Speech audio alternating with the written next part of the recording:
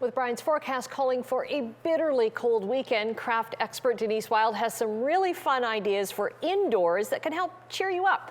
Good morning. Exactly. Hi, Annette. Good morning. I'm so excited to share these ideas just to bring a little bit of sunshine and smiles into our lives. And we're going to start with our hands. Yeah, so this is a really fun project for kids. Parents can get involved with really young ones, but you can take some handprints and turn them into cute animal characters. So all you need is some construction paper or cardstock. Trace your hands out. My daughter's 7, so she was doing this all by herself, tracing and cutting. And then you get to add googly eyes, add pom-poms to turn them into all sorts of shapes. We did a penguin, we did a butterfly, we did a flamingo. Just get really fun and really creative. And this is something that everyone can do together, or you can set the kids, set aside some craft time for them to work on by themselves. And that's so cute too, because if you get the whole family involved, then you've got tiny little animals and great big animals. I like that idea. Oh my goodness. You could frame them and then create like a little family portrait with animals. That's a cute idea. Okay, now things to do with your hands. Okay, so this is a really fun one. Think about all those fidget toys, the poppets, the fidget spinners, everything that kids love getting tactile with. You can make your own little fidget balloon. So what we did was we filled flour inside the balloon. It's quite tricky. It takes a little bit of time, but with some stretching and tapping, you can get it done. Add a little bit of water and tie that balloon, and then you can squeeze it.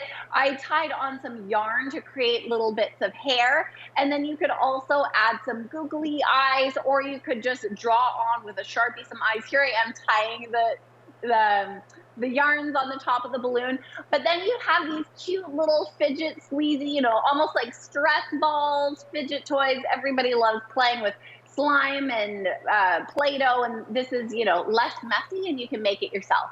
Very cute. And how much water do you put in? Like, is there a set amount? Because I put in not too much, because then it just wasn't going inside the balloon. So it's a tricky little thing to be working with, but just a splash, maybe a tablespoon or 2. Okay, have to ask you about what is that beautiful creation beside you? Okay.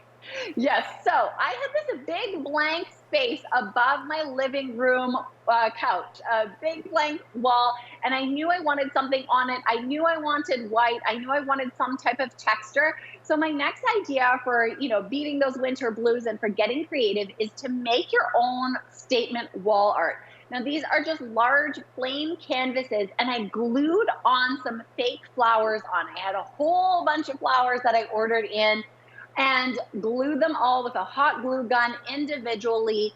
It took a while. Actually, it only took me 2 hours to do. The gluing process took 2 hours to do all 3 canvases. But then I ended up with this beautiful statement art that was something that I created. Just the idea is to do something that makes you happy, whether it's painting or gluing, and you don't have to be super artistic to make something that looks beautiful.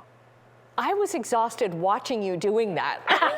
So was Brian. He's watching going, wow. It's the fast forward that makes it look so busy. But you can set aside an afternoon, put on your favorite songs, and these are things that you can do to just bring in that creative joy and bring in that peace and serenity into your life, and creative happiness. I'm thinking you could also make flowers out of tissue paper or cardstock, right? Absolutely.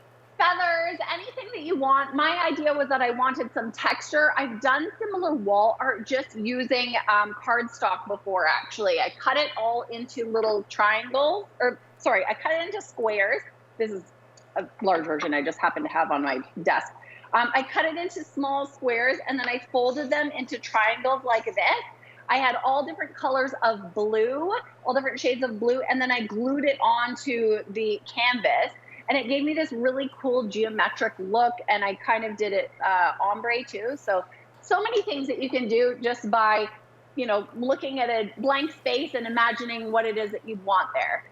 And you're inside and warm and toasty, and you're happy crafting, right? Denise, thank Exactly. you. Great ideas as always. Nice to see you again. Annette.